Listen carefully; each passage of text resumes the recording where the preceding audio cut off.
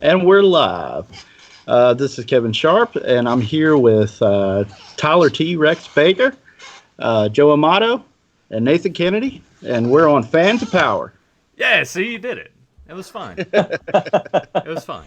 Not bad at all, dude. Not bad at all. Looking sharp there, man. Wow. He really felt the pressure, too, because as soon as we told him that he had to do the intro, he was like, oh no. Jeez. Yeah. You did fine. You just think about Joe and his deals with the underwear. Joe, tell everyone out there what you're telling us about, especially if they have those stores near them, how they can get cheap shirts and underoos and pants and whatnot. One of my thrifty tips, was it Tyler or was it you that said, you can have like a little thrifty tips or something? But here, this is what you can do. If you got a Shoppers World in your area, I went to Shopper World. I got 2 T-shirts. They're just both solid colors. Got each shirt was $2, so $4. $5, I got myself a pair of jeans. And then for $1, I got a 2-pack of socks. So $10, you can dress yourself, minus the underwear. That's the only thing I want to buy that's actually good at places. But when it comes to other clothes, it's cheap. So if you're on a tight budget, like I used to say about going for the subscriptions for the figures, you can get some clothes, $10 and under, you're good to go. And I can't see, just let you know, I can't see a thing right now. So Tyler could be sitting back probably like this, just shaking his head, rolling his eyes. No? I don't know what he's doing, but I do have that same mindset. Like I'm just like ready to call out Joe. Like he's trying to tell you how to live cheap and be cost efficient and buy He-Man figures, but he didn't buy any classic figures for like the last 3-4 years. So whatever he's suggesting clearly doesn't work. This is the battle plan, so you can save money for those Thundercats classics that Super 7 is releasing. And there you go. And Turtles. Yeah, which I want to get Kevin's thoughts because Kevin is a diehard Thundercat fanatic. What's your take on the announcement of 16 new figures coming up, plus the re-release of the previous ones? I would say, well, I'm really excited. I like that they gave you extras that weren't in the original releases. I like there were some corrections on, like the Sword of Omens. I really dug. Options on the claw shield. I wasn't bothered by the claw shield personally. Just I wasn't either. Yeah, on the original release, it was nice, but it didn't look like the cartoon. So I could understand some fans being a little, it's like, hey, and really the Four Horsemen are badass. There's no reason why they couldn't deliver a cartoon accurate one, and I think it's really cool. I think it was personally a little disappointing that we couldn't have gotten maybe just one new character in the wave to order, because it had been such a long wait and everybody had been clamoring for it. So I think on that end, I think that it could have been better. I'm not saying it was bad. I'm really excited and I'm pushing for it, and I've already ordered my figures. But I definitely, if I was in the meeting room with Super 7, I say you gotta get them at least one new figure, get them hyped, because there's the people that already bought them from Mattel, and there'd be some people that were kind of on the fence about buying another figure that you've already got or maybe got 2 copies of. Like I've got 2 of the Lion-O, and so now I'd have a third one. Well, so, hey, Kevin, you feel free to just send me that other one if you want. That's no pressure, but Hey, we'll talk about it off air then. And so, and if you hear any weird noises off in the background, there's what is that? I think it's a bird. It sounds like a bird. Yeah, it's my cockatiel. Or the cockatiel here. It once it starts hearing. Is he possessed by the devil or something? Because that's some scary shit. I was wondering. I thought I was picking up some weird messages. I was like, I'm not saying nothing yet because nobody else is. We should have played along into that and just been like, when Joe's like, is anyone else hearing that? It's just like, no, man, what are you talking about? And he thinks he's starting to hear voices. It wouldn't have sold me because I'm like, what is it? Because I was like, I can't be the only one hearing that. Like, I'm just. Me too. Like my head's going to shake, and Michael Ironside's going to walk in and make my head blow up. Welcome to Fans of Power Jungle Edition. Yeah, exactly. Special guest Kevin Sharpe. He'll be silent all day, but he hears you guys talking, and when I'm recording, of course, he's going to pipe in and start talking. So, But yeah, I mean, as far as the Thundercats goes, I'm really excited, and I think it's great for the people that didn't get it first time around. But I wish there was one other figure. That's all I'd say. It's the only criticism I'd say to them is I wish there was another figure. But they're giving you extras, and I'm like, okay, cool, I can deal with that. I'm still not in love with the price point on it, but yeah, it's more than what Mattel's asking for. I mean, for me, if and I'm hoping maybe the box art will meet. I was telling Nathan if it was something like vintage style, like the black card with the chrome lettering and some nice pictures of kind of like the original LGN card back was.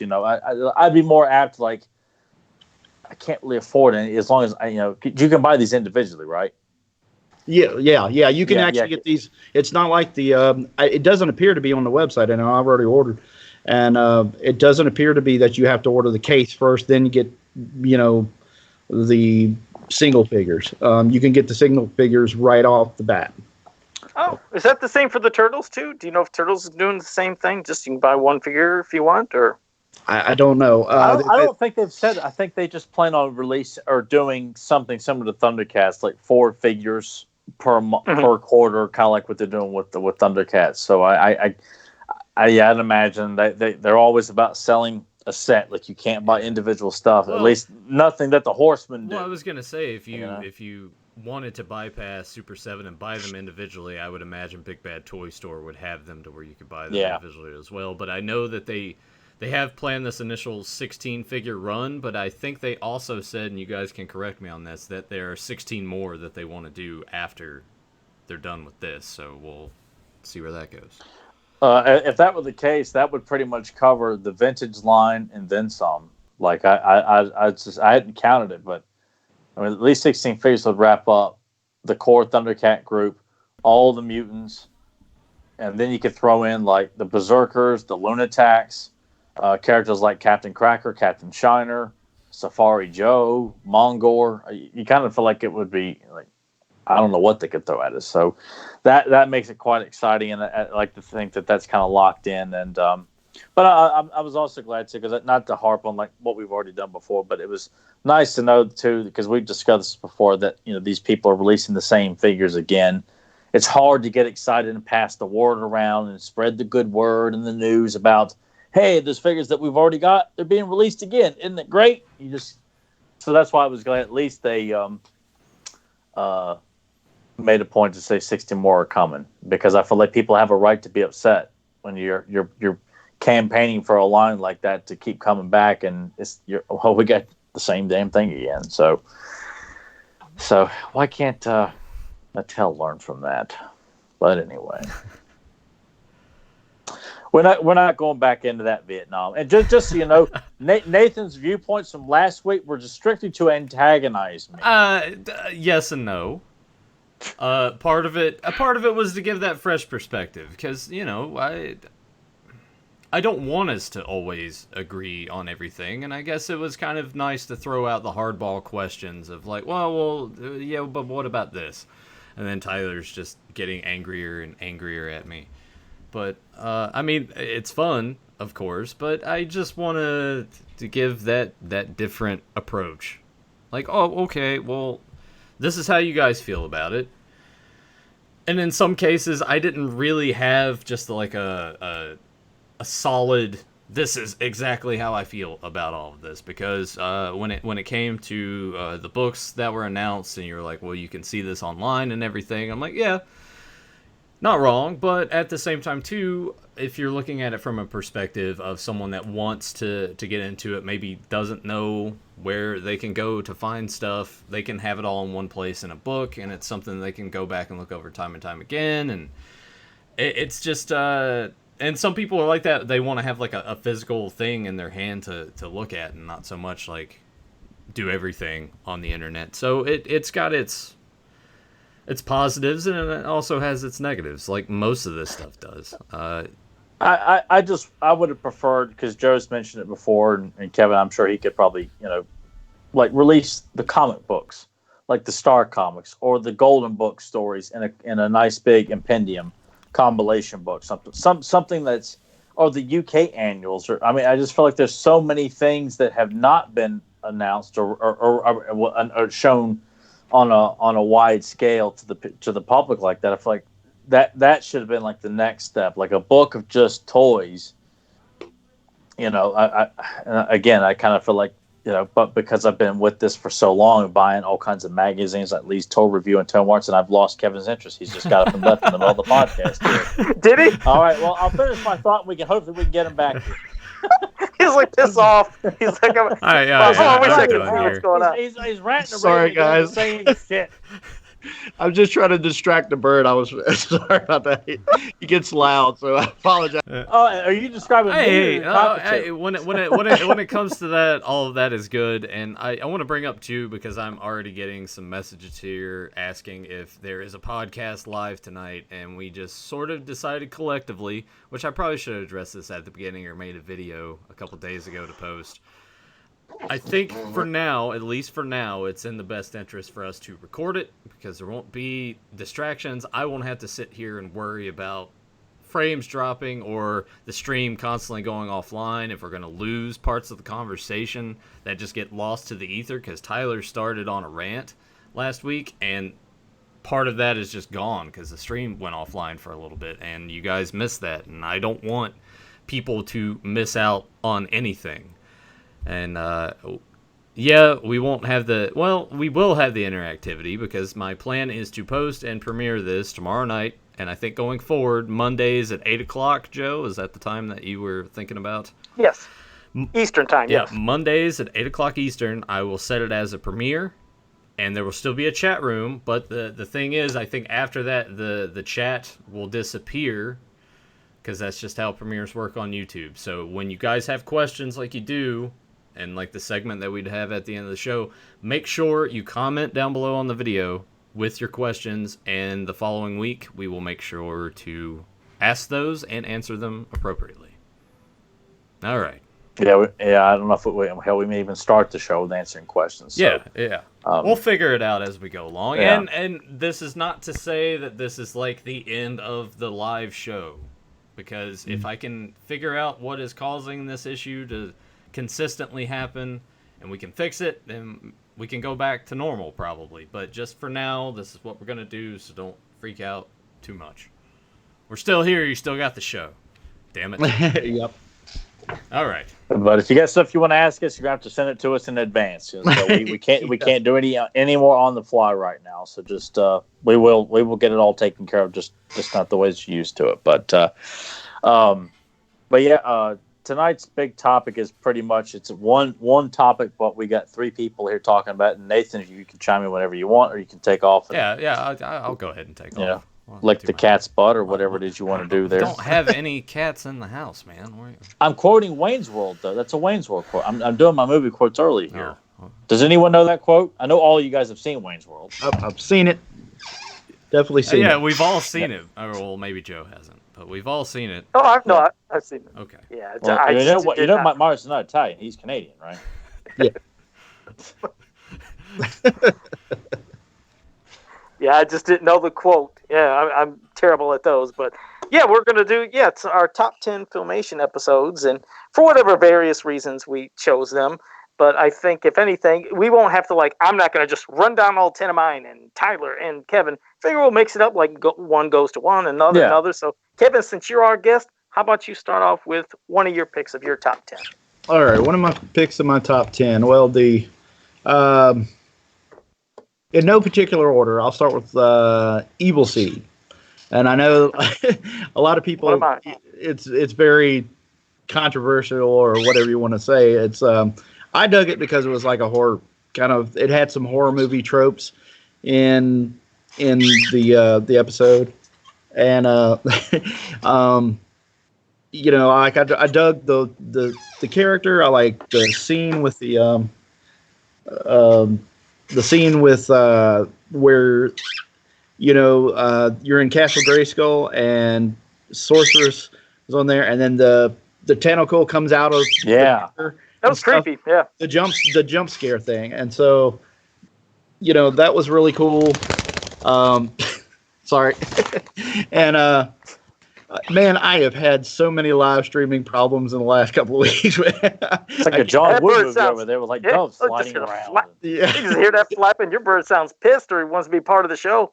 Yeah, exactly. You know, and yeah, that would be that's probably my one of the big ones for me was that it was a character that wasn't part of the line, and then they did you know, some people hated his face. I kind of dug it because it was creepy. I loved it. I thought it was awesome. Yeah, exactly. And so I thought he was an awesome character, and I just thought it was neat as a kid that it was a far more creepier episode than he expected, and you know, they just made him really ugly and horrific, and I was like, you know, it just had a cool vibe. So that's my choice, one of my choices in my top 10.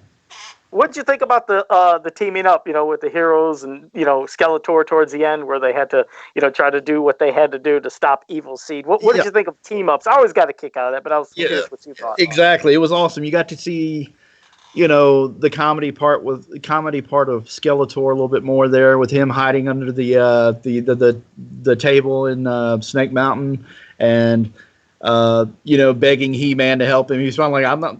You know, there was one of those lines in there. It was like Merman, and he goes, "If there's a good bone in your body," and Skeletor is like, you know, there isn't, never was, never will be.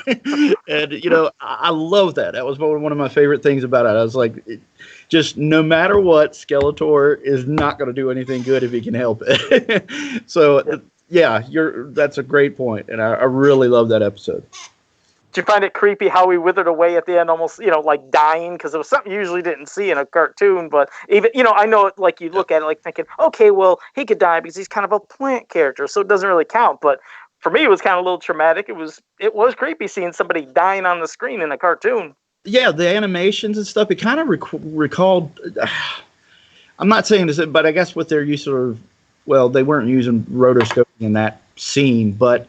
It was something that kind of felt like those old, was something creepy about it, sort of like in the way his animations were. It was almost like the old Lord of the Rings cartoons or something like that. It made me feel like there was there was a lot more detail put into it. It was not just a standard like footage. Like, I mean, because some stuff it's like they can't feel, but like, look, if we're going to do this, we're going to have to step outside the box and really animate something brand new that we're probably never going to use again. So if we're going to do it, let's just go all out, because his death is pretty epic, and it's so well done. I mean, it's just a detailed, the monologue to it as he's dying, withering away. I mean, they put a lot of thought into it, because God, it looks good. That's why another prime example, when people like to shit on Filmation because they didn't either grow up with it or they think they're a funny asshole for dumping on it.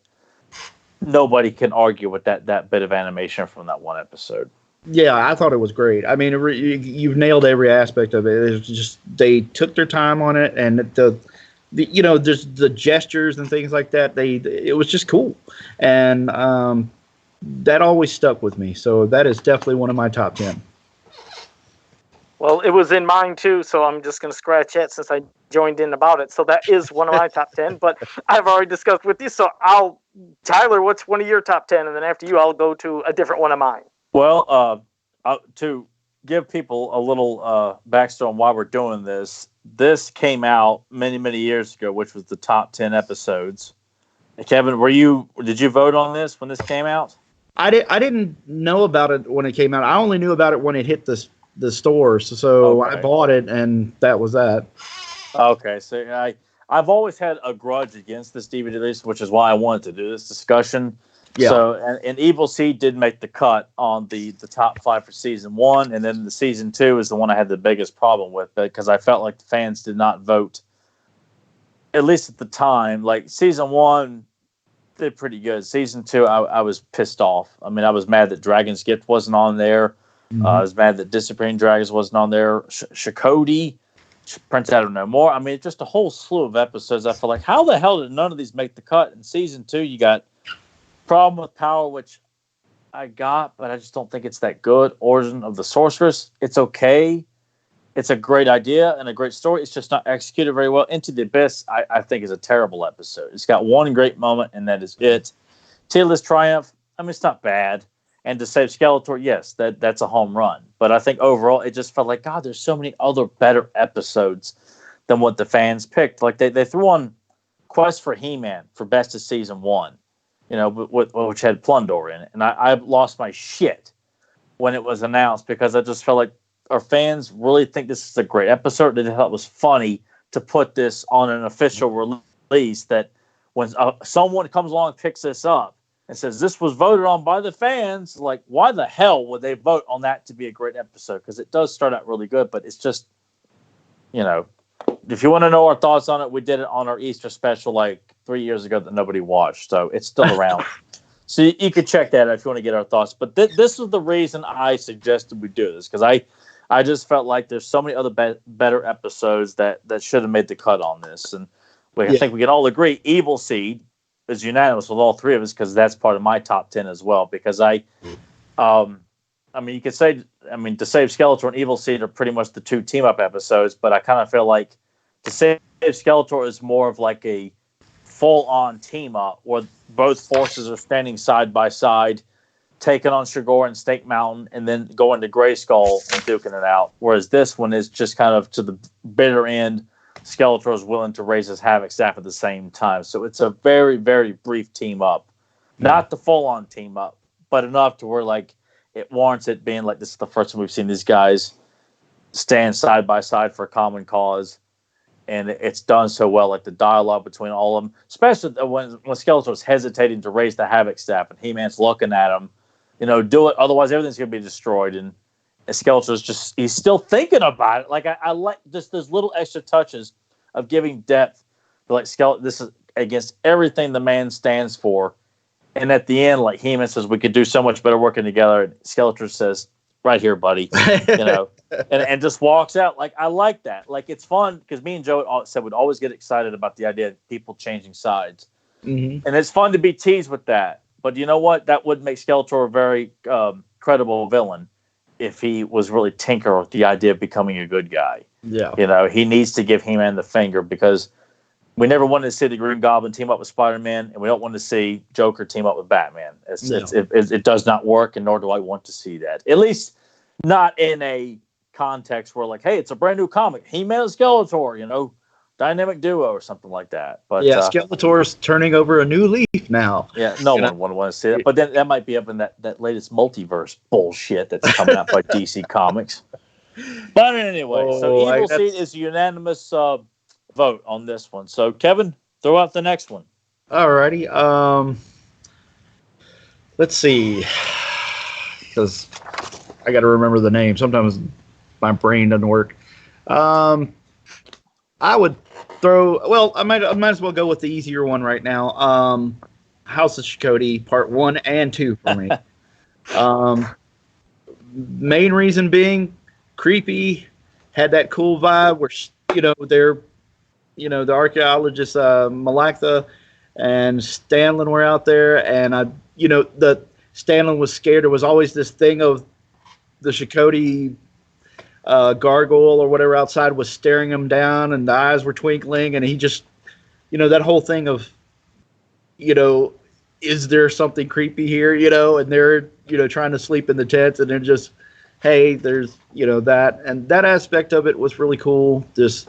And again, another cool villain that wasn't in the actual figure line, and it was something made up of Filmation, and it was again a home run for me. And then Mosk, who had a cool look, and I just wish they could have done something with him, or had him return or something, because he was such a cool design. There are so many things to like about those episodes, and me and it goes back to when we were kids, but me and my sister would always laugh about Ram Man mispronouncing Shikoti's name, and all that stuff. There's so many great things in that episode. Her design is just so cool, and it's a home run for me. That's pretty much it for me. That's what makes things memorable. I'm sorry, Tyler, I couldn't. No. You go right ahead there, Joe. Go right ahead, bud. Okay. All right. No, and again, that's on my list as well. I mean, it's the first time you're having, when you have a two-parter, it's different. Kind of like, wait, it's like we've said before, continuity is great, and having little episodes like, back in the past, being like, a two-parter cool. Unlike nowadays, everything has to connect. But when you get a little something like this once in a while, it definitely says, oh my God, what's going to happen in the next episode? But I love these episodes. It's like the ones that kind of like you've chosen and along with on my list, and I'm sure Tyler's going to have a multitude of stuff, but just knowing that these are different characters. You like tuning in to where, don't get me wrong, I love seeing the tried and true, seeing Stratos all the time, even though I hate them, and seeing Merman or seeing Triclops. There's the regulars, but then when there's the new characters, something about that really catches your eye, especially when you're a kid. And, like you said, you had Mask, Malak, Shakoti, when you finally see her and everything inside, the temple, everything that's in there, it was frightening. And it definitely caught your attention. But you're right, something about a spooky atmosphere could really draw you in. And you're right, a beautiful design for her. But then you have these insane, ugly-looking darkling things. Those things creep the hell out of me.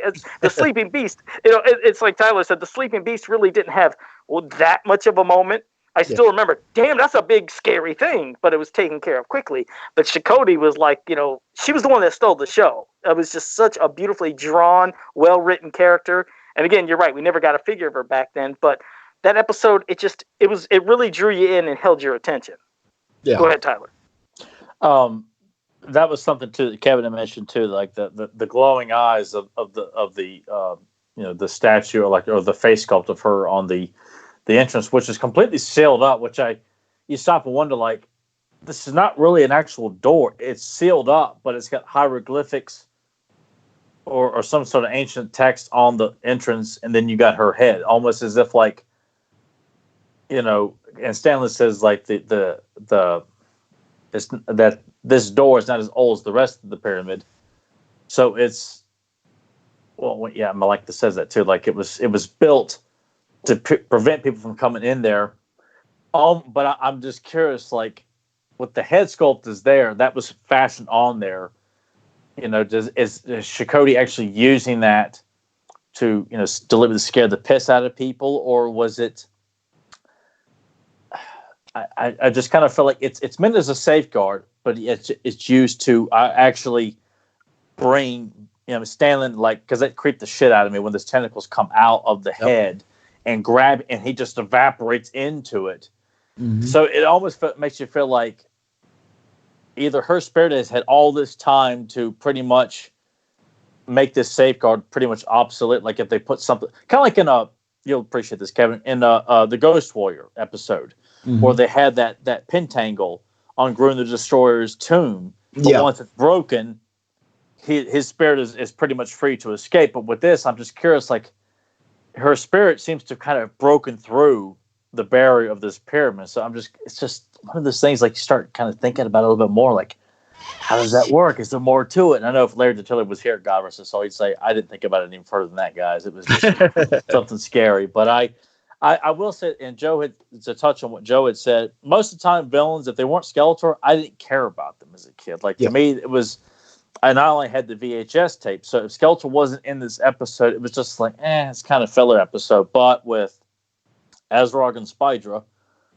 embraced the hell out of it and loved that, and with Shakoti and Mask, they scared the hell out of you. So I think it was something special that to not have Skeletor or one of the Evil Warriors as the main antagonist, a one-shot character that was in one episode resonated with all of us growing up, that when the series is pretty much in the dark ages, like, unless you're still watching VHS tapes or whatever before internet, you remember these characters. Like, that says a lot, because I didn't know who Count Marza was. I had vague recollection of Negator because I thought he was lame as a kid. Now I think he's an amazing villain. But we all thought Mask and Shakoti were such memorable, scary villains. Like, it's unanimous. It shows you how powerful those two episodes, but one story, really were with all of us fans. That, an episode didn't have to have Skeletor to be really good, but damn, boy, it was super memorable to have something that we all look at as like, that was creepy, not just something that he thought as a kid. To watch it now, I mean, I told Joe, I said, she always reminded me of the VHS covers of The Howling 2 and Fright Night 2, because they had the cover of an attractive woman with these big pouty lips, but with fangs. Yeah. And just the solid black eyes alone. And Linda Gary's laugh, Jesus, it was scary. I mean, it was so creepy, and you just kind of felt like nobody was safe. And to see a young kid running through these catacombs and chased by a giant rat and stuff. I mean, it just almost feels like we need to go back and do another commentary on that one. We did one with Danielle. Then do one with have Kevin come on and do commentary for House of Shakoti, because it's cool. It's something that that's what makes this podcast so much fun. Is many times that we can talk about just Mask and Shakoti, we can still come up with something else that we have not talked about before. Yeah, it's just that's the magnitude of these characters, and yet these idiots in Hollywood and people writing comic books don't know jack shit because it's just never stop to think about any of this stuff. So I'll have a comment to say at the end, because there's something I just realized within looking at my list and what we've been saying so far. It's like you said, I don't know if it's because you're so used to seeing the tried and true characters in your action figure form and in the comics that when we see something different in the cartoon, it really grabs your attention. But at the end, I'm going to have something to say, and it's going to pertain to the cartoon because it's something, God bless somebody. But did somebody sneeze? No, I might have been drinking a water. I'm sorry about that. Oh, no problem. I was like, God bless you. I was like, I don't know if anybody sneezed. But at the end, I'm going to make a point, and I just want to see if you'll see, both of you, see what I mean. But it'll be after we're done with all 10 of these, because I just looked at all my episodes, and it's like there's a trend that's in common. There's something that's in common with every one of these episodes. It's bizarre. They're all good. Yeah, beyond all being good. But quickly, Tyler, was House of Shakoti on your list? Because if not, you'd have to go to your. Oh, okay. Now we're gonna pass it back to Kevin. I still think we're definitely gonna have some different picks, but far we have two of them.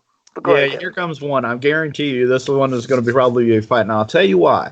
Because I've got a couple on my list that aren't necessarily, let's say, they weren't impactful, or there's controversial, or like, wow, I really hated, there's probably some people that hated what they did with this character or that character, but it's just because I love this character and I don't really care. Hey, it's your favorites, man. It's your favorites. Go ahead, yeah.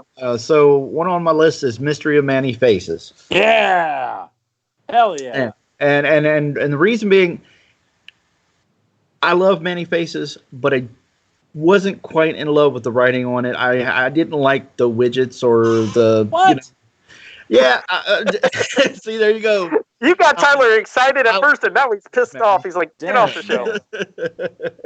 No, I mean it's one of those things where it was. It has a good story for Many Faces, but a little bit more impact with it. But I just love the character, so I ended up loving the episode anyway for the most part. And there's little things there. The character of Many Faces is something that is like encompasses what Masters of the Universe pretty much is. It's a mishmash of crazy sci-fi ideas with fantasy, and Many Faces probably exemplifies that more than a lot of other characters, in that he's got like kind of this cool 50s sci-fi tubes and stuff all over him, and he's got a bucket head, and it shouldn't look cool in design in theory, but it looks cool. And there's great, he's got the bracers and this little exoskeleton, and all of that stuff just comes together and makes it a fun character. They do 3 different faces, and so a lot of things that were cool about that. They also, the whole actor thing, and they introduced that in there. It was in the mini comics too. I can't was it, but all these little things were really fun, and making Manny the villain at first, also was a little bit in the mini comics and stuff, if I remember correctly.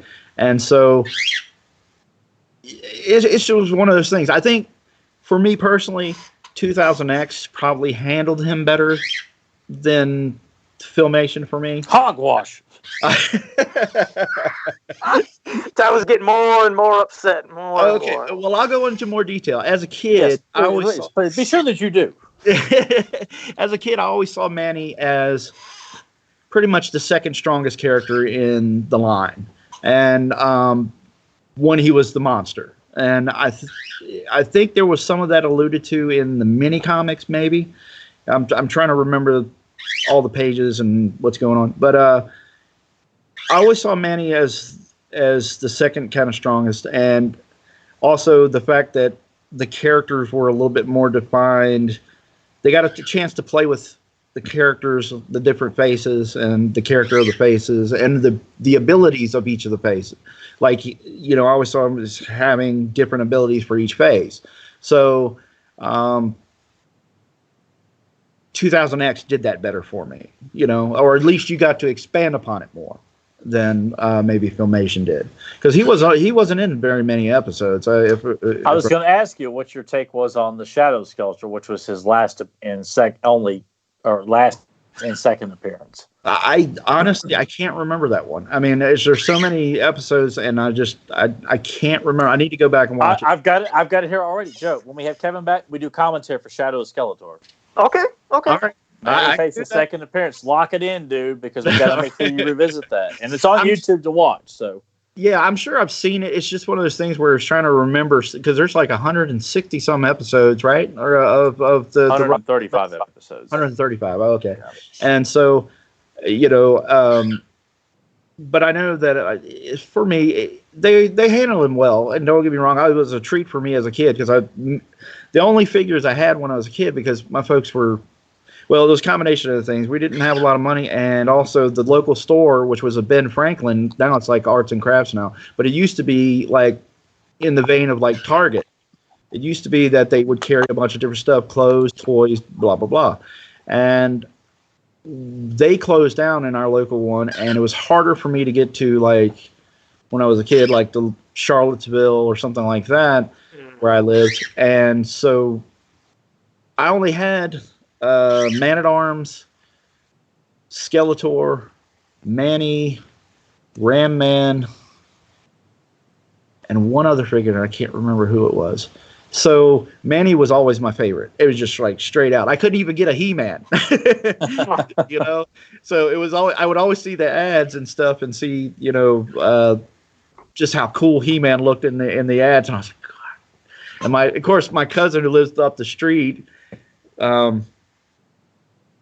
he had everybody and Castle Grayskull. So, we'd play and stuff like that. So I'd be able to check that stuff out, but I really didn't have those characters. So when that Filmation episode came out, it was always a big deal for me. I had to watch it, So there you go. That's my choice for my next one.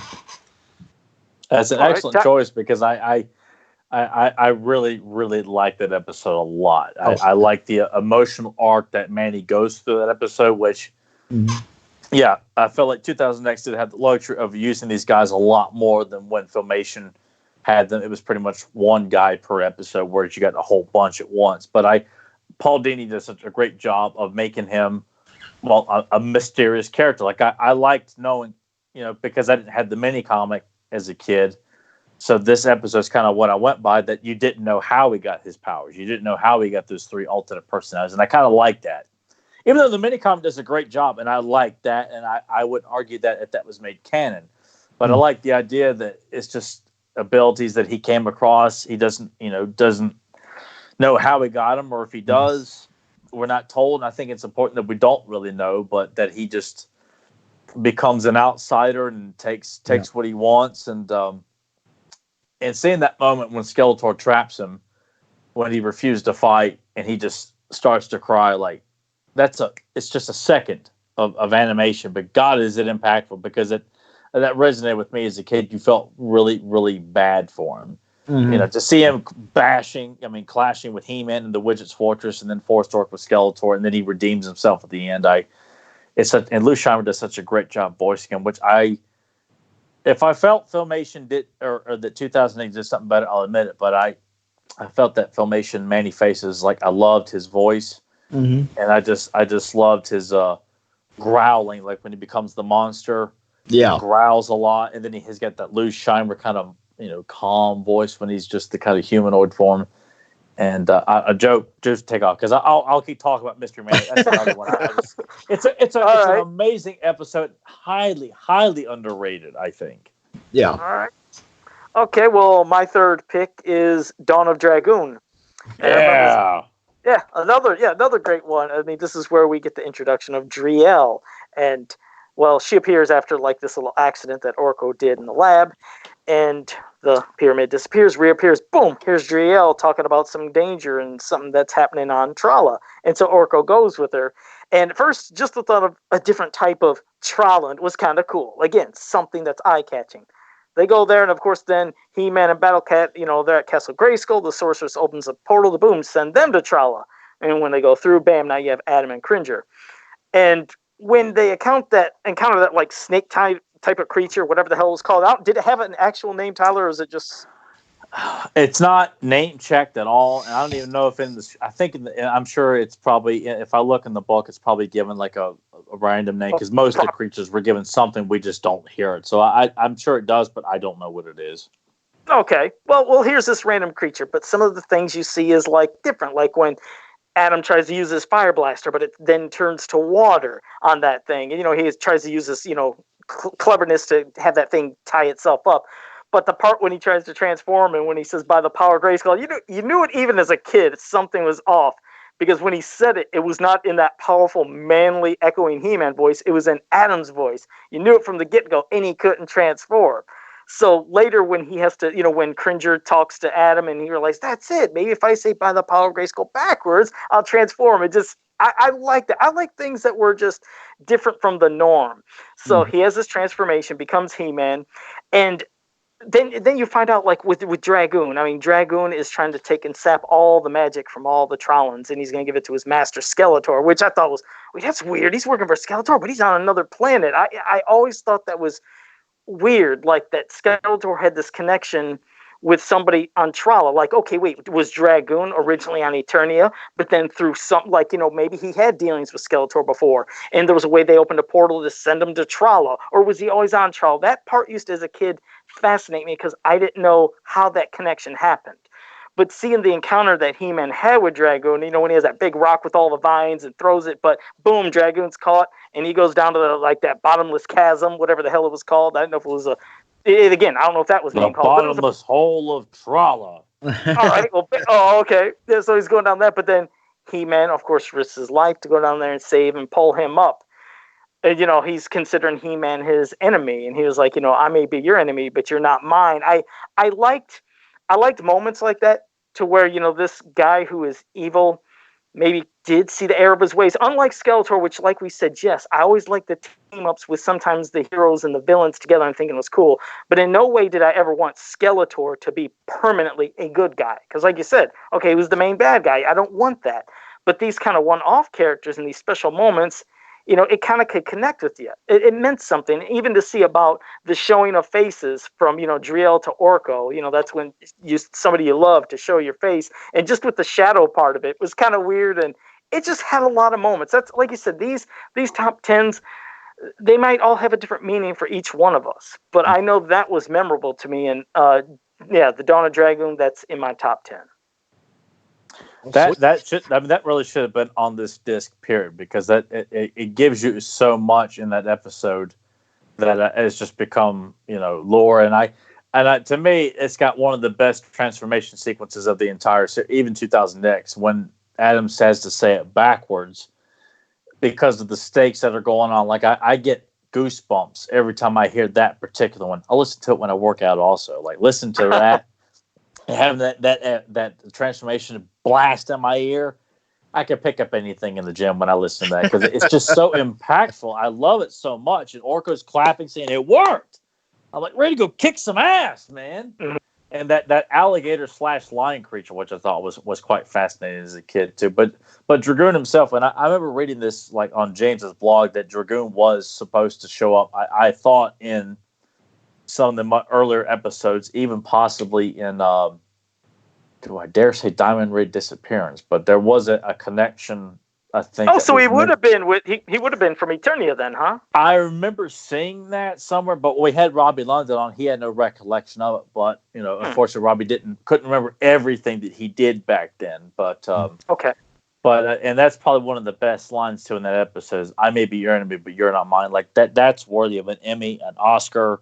I mean everything, because it's such a memorable piece of dialogue that oh my God, I just want to beat the shit out of people who want to slam He-Man and the Filmation series. Like you see stuff like that, and like damn it, man, you don't get that kind of quality in a children's cartoon. and you haven't for years. And, and that statement didn't resonate with me as much as it does as an adult. Like it's not like I watched Dawn of the Dragon. I have nostalgia feelings for it, but I've also got adult feelings about that because I found the fight to be more impactful as an adult.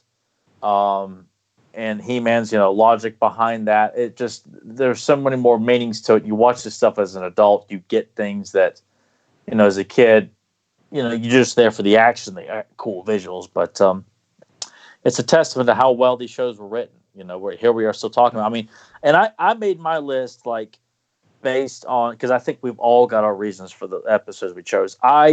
Mine came from, because I didn't put like Return of Orko's Uncle in this one. That's a personal favorite of mine. But my list, like, this would be like, okay, look, if you think it's a silly ass cartoon from the 80s, watch these episodes. Like, this is why.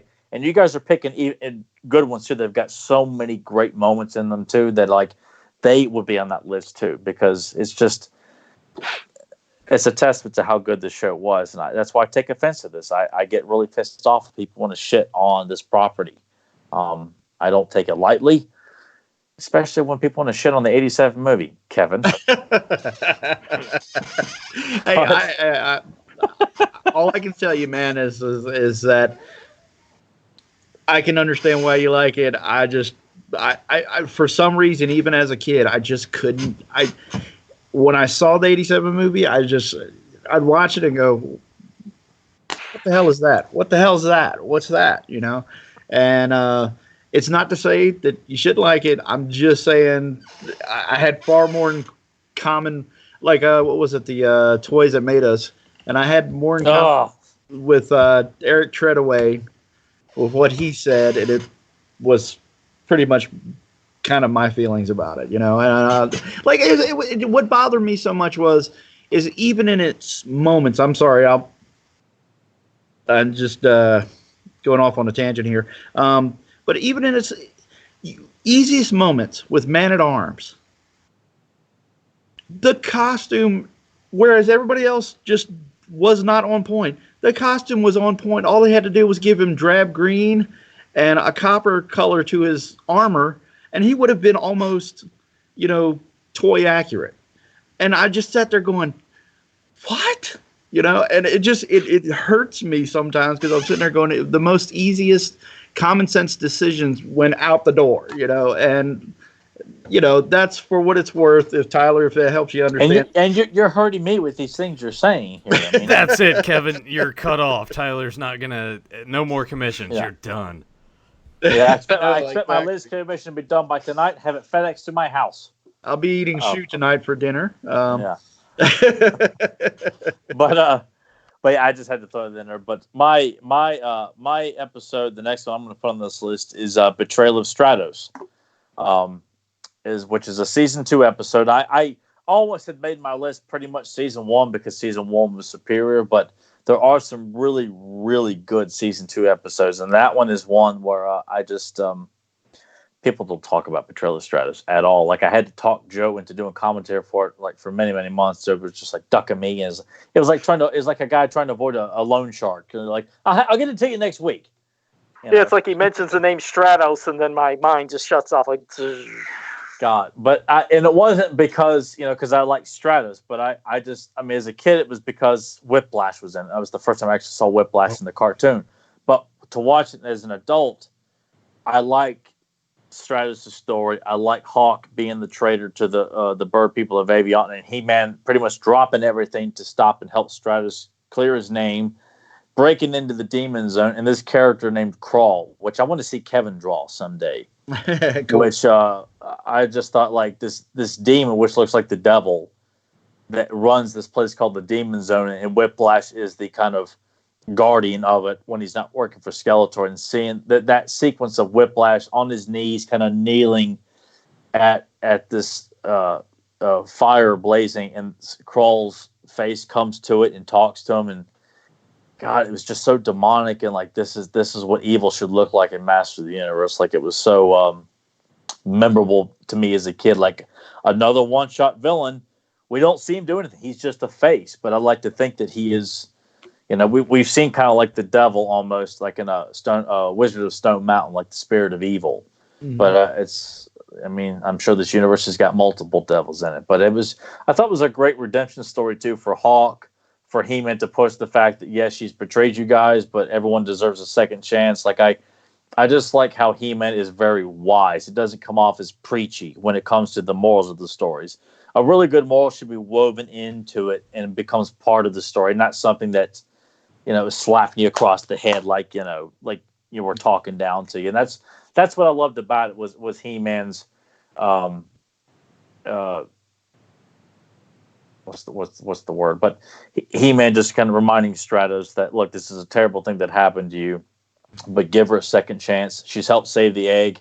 But I like how they say it, but she'll be strength of all rank and placed on punishment detail until she can earn your trust. That was a brief line of dialogue that wraps up the story, but lets you know she's not just going to be walking amongst everybody. Like, it's a great redemption story.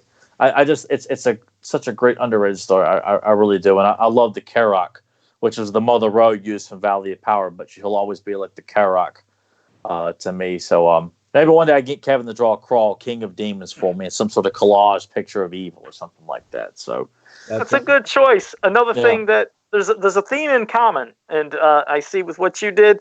Like I said, we'll have something to say to what a lot of other people say about the cartoon, and you'll see what I mean at the end. But all right, Kevin, what's your fourth? Alrighty, my fourth one is Secret of Grayskull. Wow, I was not expecting that one. I'll tell you why. Well, the easiest answer for that one is Sorceress. I think she's hands down one of the coolest damn female designs for any character, whether it's Marvel, DC, whatever. Her design to me is really awesome. Her character was really cool. I mean, and the reason I like Secret of Grayskull is while it's focusing on Orko, and I can take it or leave Orko depending on the episode. Well, I mean, sometimes he's good, and sometimes he can be a little annoying. All right. But while the focus was Orko, actually what happens is it shows you more about the Sorceress and how she holds everything together than whether or not they were trying to, pep up Orko's ego, because, he had given up and was wanting to call it. It seems to happen in quite a few episodes. Yeah, exactly. And so it was more about finally getting a chance to see the Sorceress protect Grayskull and protect, and do something that was, a little bit more physical, or at least fighting. I mean, she kicked Skeletor's ass in the episode. So, it was kind of one of those things where you finally got to see what she was capable of. And that was a fun episode. Again, I said certain episodes might be just specifically for characters, and I might like it just for the characters. And this was one of those episodes. It was, it had a lot of the things you come to expect from the series, and you're like, okay, maybe I've seen another Orko episode or whatever, but this one, it definitely focused more on the Sorceress, even though it was supposed to be about Orko. It kind of led you around about the Sorceress and letting her have a chance to shine, especially the whole thing with fighting Skeletor when she lowered the drawbridge, and then they were in Castle Grayskull and do a little magic battle and stuff. So I thought that was awesome. That's why I like that one. Interesting choice. Because what always stood out for me is that Clawful, Cobra Khan, and Trapjaw are used in that. And when I first saw that, like, oh man, Clawful and Cobra Khan in the same episode. But I hated Clawful's voice. Oh my god, in that episode, it was so like, I don't know what it was. Luke had never seemed to replicate Clawful's voice that well in a lot of episodes. But seeing that shot of Skeletor and the three of them together. I love the image. Love it, love it, love it. All right, my fourth. This is one that it's one that I doubt either of you would even care about. Maybe not even most fans, but I love the episode of Battle Cat.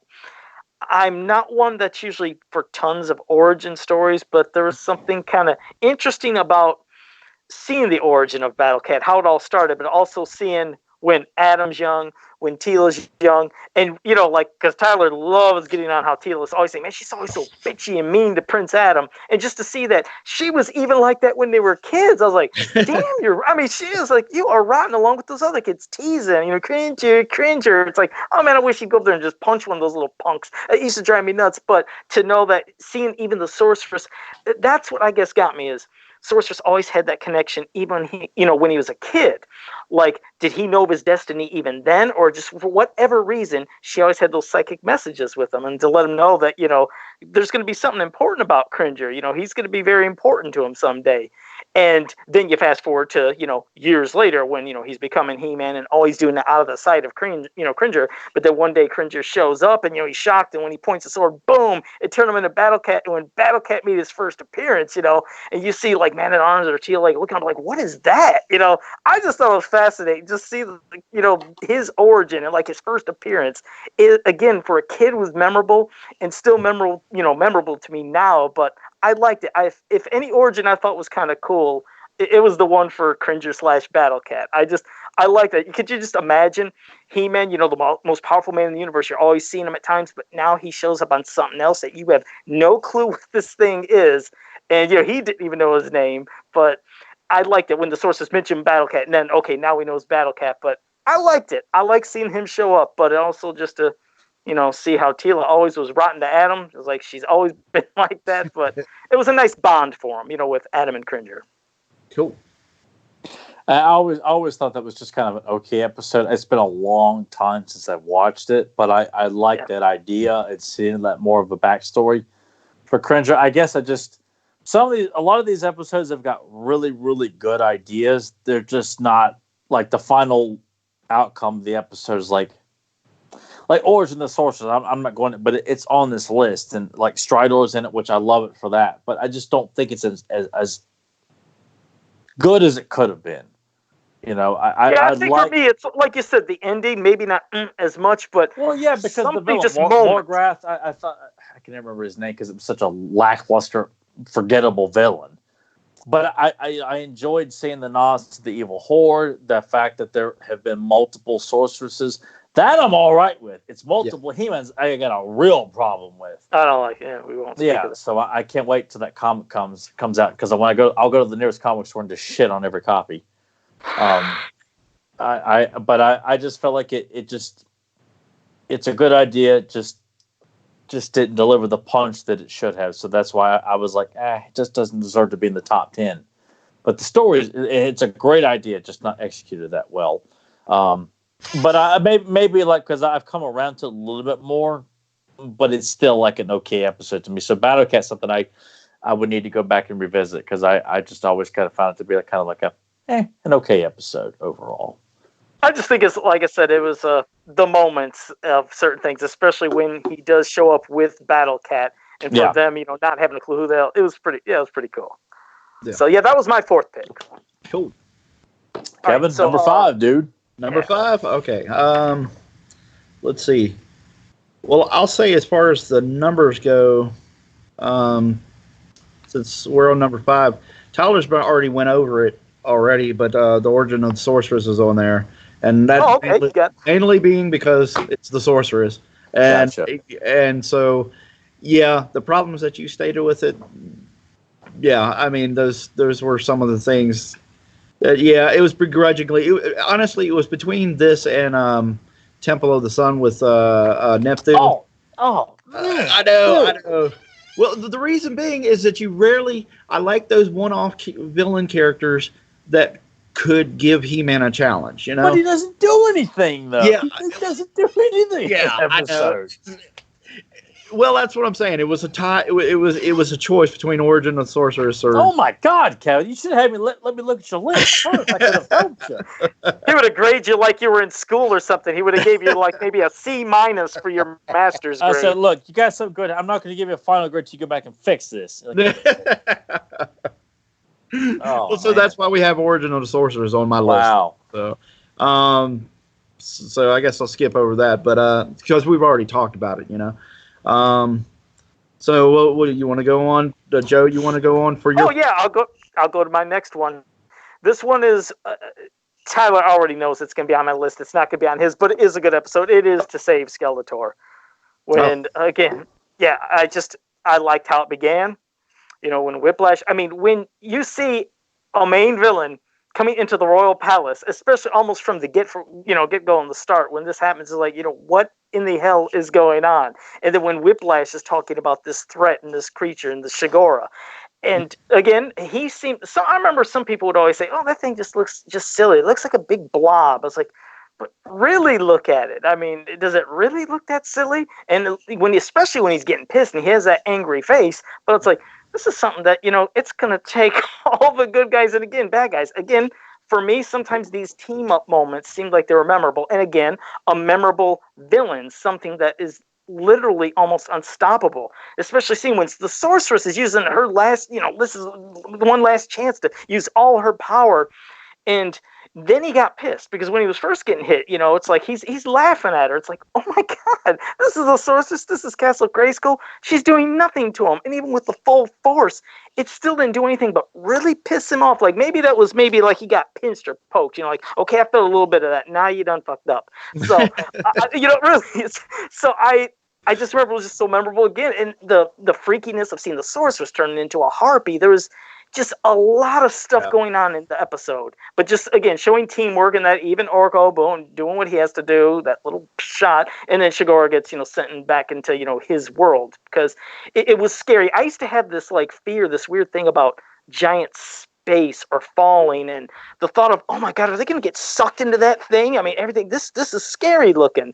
So just seeing how it was stopped and defeated. But yeah, To Save Skeletor was something different. So that's my fifth pick.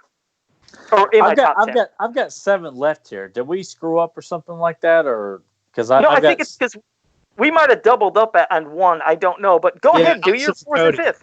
House of Shakoti, I think, at least for me, I'm counting as two. Oh, I was counting as one episode with that one, at least on my list, because I've got 7 more listed here. But you go 4 or 5 then. Go ahead. Oh well, I mean, next was Disappearing Dragons.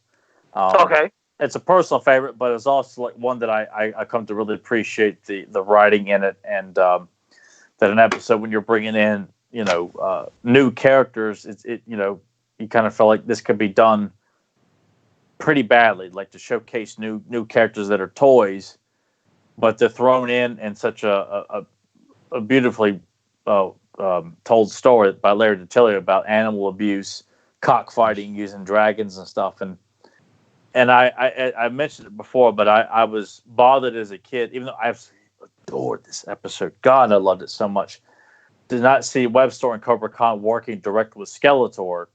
Bothered me a bit as a kid because I wanted to see them 3 together, like in the same space, throne room, whatever. But as an adult, I appreciate so much more of these evil warriors on their own and trying to come up with their own skin to take over Eternia, and that they're selling dragons to the Dharmi for cockfighting for the means to conquer Eternia. Like that's a pretty ballsy story. And then to bring in Buzz Off and Whiplash and not Buzz Off and Mechaneck, and set them up as a tag team that to this day I would love to see like a comic book done of just those two. And Kevin can illustrate it. I'll write it. All right.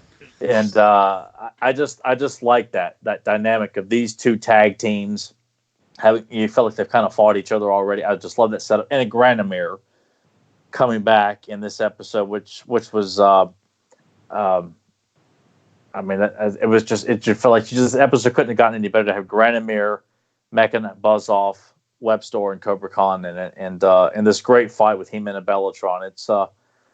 It's such a memorable episode. So I that is a personal favorite, but I feel like it transcends my own desires, and like this is something I would recommend to someone new to the series. Like I just think because it's balls big enough to come in a dump truck. Yeah. See, Tyler's picks are I noticed in that his are kind of more of a you come at it sort of like if I was going to introduce this series to somebody, this is what I do. And I noticed that I'm leaning more towards, hey, I just love these characters, so I'm being really selfish. Well, but no, and that's I thought about doing that, but I really felt like this is what bothered me about this set is that I feel like this was not the best collection of episodes, especially if someone walks into the local Walmart and sees this. I'm like, it's not a very good selection of 10 episodes here. Yeah. So I just kind of feel like that was the reason I wanted to do this, but I didn't tell Joe that initially that I'm going to pick a list based on to sell someone. So that's why everyone would kind of have their own reason for like the top 10. Yeah. You know what's funny is so far what we've picked, between our top 10s and we got more to come, nothing seems corny about any of these episodes, because that's all you have from anybody that's says they watch the original cartoon. Oh, it's just corny, it's cheesy, stupid, and silly. Everyone I think we've said so far has none of those factors. So maybe they would go back, rewatch, and think, okay, damn, I guess this wasn't corny. It's you get thoughts in your head. Maybe there was a moment thought, oh, it was cheesy, and as you grew up, you just continue to think that. But if you go back and look at it, like, damn, that actually was good. Oh, that was a good story. Those were unique characters. Mm-hmm. What powers moments? That's what it's about. That's why we're doing it. That's why, okay, you did your fourth, but you go ahead and do your fifth now, Tyler, since you got to double up. Oh, okay. All right. Well, next would be The Sleepers Awaken. Yeah. Which, as a kid, another episode, no Skeletor. It was only one episode on a VHS tape, which was kind of disappointing, but God, it was a memorable episode to me as a kid. I thought Tyrann was a great-looking villain, kind of zombified almost, and Lady Valkyria was hot. I was like, I want He-Man to get with her. Like, hell with Tila. It was like, I want them two to run off together. And it's just such a Douglas Booth did such a great job writing this story of jealousy, and that it doesn't come off as childlike, the story. Like, that was what was so good about the show. Is like, yeah, you had a couple of turds here and there that were written so poorly, but this was an episode that I feel like it was written very maturely. It's a small cast of 4 characters throughout the entire episode, and just seeing these people, these 2 vain people make the changes over this episode don't feel necessarily forced. Mm-hmm. And one of my favorite moments too is when he's renounced, or not quite yet, but when he pretty much tears the castle down, they run out and they realize Sego's still in there, and Tyrann goes after him. And I love the music that's playing, and he's struggling, he can't move it, and then He-Man says, "Let me give you a hand," and just they work together briefly. Sego comes out, and he's like, I got one last rescue I want to make, and runs back into the castle to get the giant snake. That's so many great character traits of He-Man. Like, son of a bitch, man. This is why I love He-Man so much. It's moments like that. It just means Saving more all to me. Creatures. You're right. Yeah, and I'm an animal, but I as a kid, I just took it for granted. Like, that's what heroes do. That's what you expected of. But it's more impactful to me to watch that as an adult. With the back and forth where Tyrann thinks that Lady Valkyria's forgotten about him. She's pining over this younger guy. I'm going to get her. She's going to pay for this. Like, it's a very plausible love story. Like, it doesn't feel like this is so unrealistic and silly here. Yeah, they knew what they were doing. You're right. They knew it like ahead of time. Like I said, when that big creature was, wrapped up in the thing and what he was wrapped in, and you would think that in most cartoons that would be like a disposable character moment, like, okay, He-Man did that, and now let's just walk away, and it crushes and kills. You might think, hey, there was a creature left in there. They knew what they were doing. For him to go back and, like you said, to save something that you'd almost think was an afterthought. Again, it shows the character of He-Man, and you're right. That was a great episode. Yeah. It gives me chills just thinking about it. God, it's such a great episode. And I know Kevin likes it because I think he's mentioned them to me in conversation. So I like it's a beautiful episode. They deserve a 2-pack. They deserve a 2-pack. They really do. They really do. Yeah. Well, that's the thing. What do we do when we have the same things on the same list? Because that is actually on my list. So all right. Well, then transition to number 6. We might double up. Just go to your 6th pick, and you might run out quicker. So might I. Alrighty. Well, I tell you what. I'm gonna go with. Let me see here, because I didn't think I didn't know whether or not to count House of Shakoti as 1 or 2, so I counted it as 2 of my picks. That's fine. Let's see. And you already got Sleepers. All right. I'll go with Evelyn's Plot. That's on my list too. Go ahead. You're the only other person who's ever mentioned that episode, man. Well, no way. I'll tell you why. And it did. I need to go back. That didn't make the top 10. I need to watch it again because it's been a while. But the reason I liked it, and I liked it ever since I was a kid, was the whole thing with the cordite chest piece, the breastplate, and seeing Skeletor be on the same level as He-Man. Yeah, that was just so much fun. It was like about time, because there was this whole thread that was in the original of the vintage figures, and in some of the comics, and they just kind of dropped it, was the two halves of the Power Sword. Yeah, and so I always thought it was cool because it was like, which one's going to win? Both of them were kind of on level playing field with that kind of idea, and you never saw, at least not to my knowledge, you never saw anything with the mini comics or anything that actually explored resolving that. It just kind of 1 minute, that was a plot point in the toys. They actually had the two halves, and then you had the mini comics, and then the next minute, He-Man's got the sword, and everything is kind of Filmation status quo. So with this one, it was kind of fun bringing it back to that where Skeletor was on He-Man's level for a little bit. And so that was my favorite aspect of that episode. And so didn't like the widgets. How about the widgets? You still hate them in this episode, or you gotta like them sometime, Kevin? Damn it! Bad. I know it adds richness to the whole, Eternia, as far as its people's whatnot. But the widgets are hard sell for me. That's all I'm saying. Well, hey, you got to look, at least, if anything, that's what's great about this. It's, it is Evil Lynn's plot, and it shows how she had an idea and her idea worked. She actually, exactly. It was to become, Nadira and the whole little thing with Panther. But then, to kind of like using her beauty and everything to get squinched to, hey, maybe go get that cordite. And it was, for me, frightening. It almost felt Disney-like how to see when she laughed and turned from Nadira into Evil Lynn. Oh, God, did that scare me. I found it to be creepy as a kid.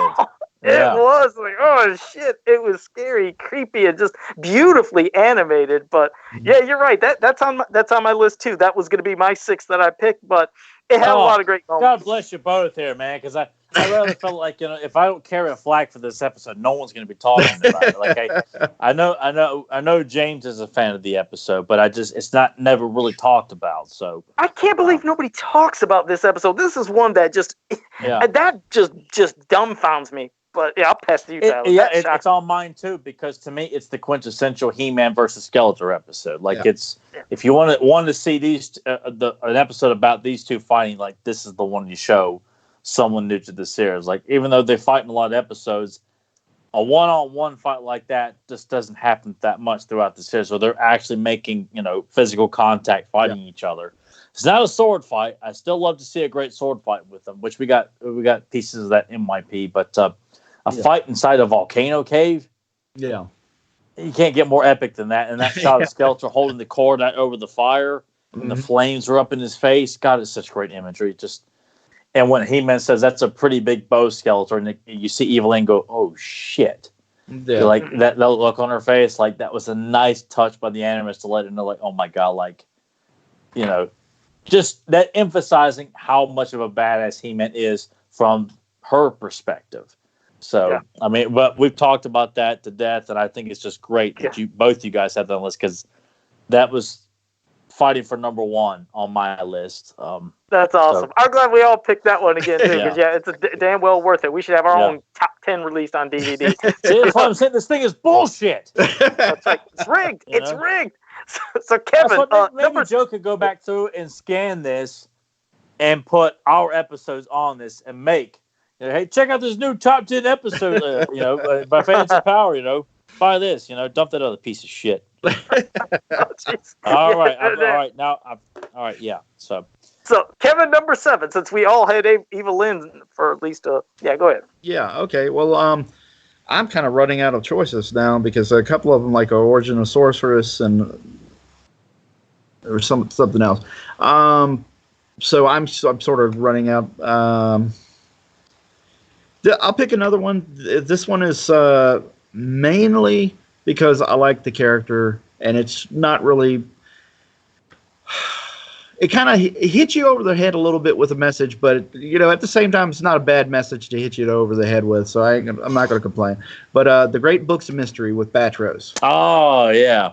I love Batros's design. It's another one of those guilty pleasures where it's just like he's so damn cool that I want to draw him. I think he's cool. I want to know more about him. I wish they had done more episodes with him. There were so many little things about that character, and when I got that figure, I was just like, holy crap, it's so on point to the cartoon, and I was just like, it doesn't get any better than that. So Batros, I enjoyed the whole, books being power kind of thing, and even Skeletor had to admit that, I think Beastman or somebody says something, or was it Trapjaw, says something along the what the hell do you need books for or whatever? Yeah. And Skeletor's like, it's just like, fool, that's where all the power is, you moron. And so it kind of clubbed you with the whole reading and book thing over the head a little bit, but it was good. It was a good message to have. So that's why I like that episode. Overall, it's a good episode. Like it does run borderline with the moral of like telling kids to read, but I think having Skeletor make a valid point that knowledge is power and that you get knowledge from books. Yeah, I think that it gives it a lot of credibility as a child watching that. And you're like, okay, I get that. It doesn't come off like humans get the English. Here, read books, kids. You learn a lot. Like, I don't want to be told that. So excellent choice, dude. Hey, thanks, man.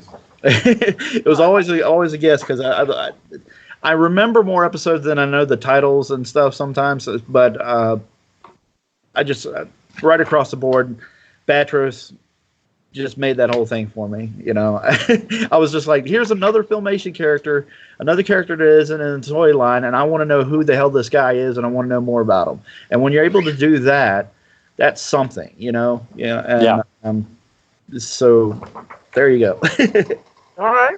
I honestly don't remember the top 10 list that, was released. So, I mean, I know Tyler knows it offhand. I'm not sure if the Dragon's Gift made it, but the Dragon's Gift... Are you kidding me? That was probably the biggest crime of all. It wasn't on? No.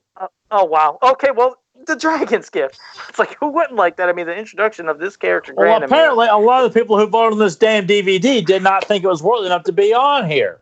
That's, again, another shocker. That's why I'm hoping every time I say something, I want to hear what Tyler, says. Nope, that wasn't on. But, I mean, everybody that it seems like when we go into the He-Man community, any of these pages, you mentioned Granamere, and everybody knows him. It seems like everybody knows and loves this character. It's like, that's why it shocked me that now what you said, that it wouldn't even make it on there. But, when you're seeing, Man-at-Arms put into a state to where, oh my God, is he going to die? What's going to have to be done? And He-Man has to find out what he has to do. And you go to Granamere. Granamere gives him this choice about you have to, chop down the oldest, tree, Sky Tree, because Sky Tree is older than Granamere.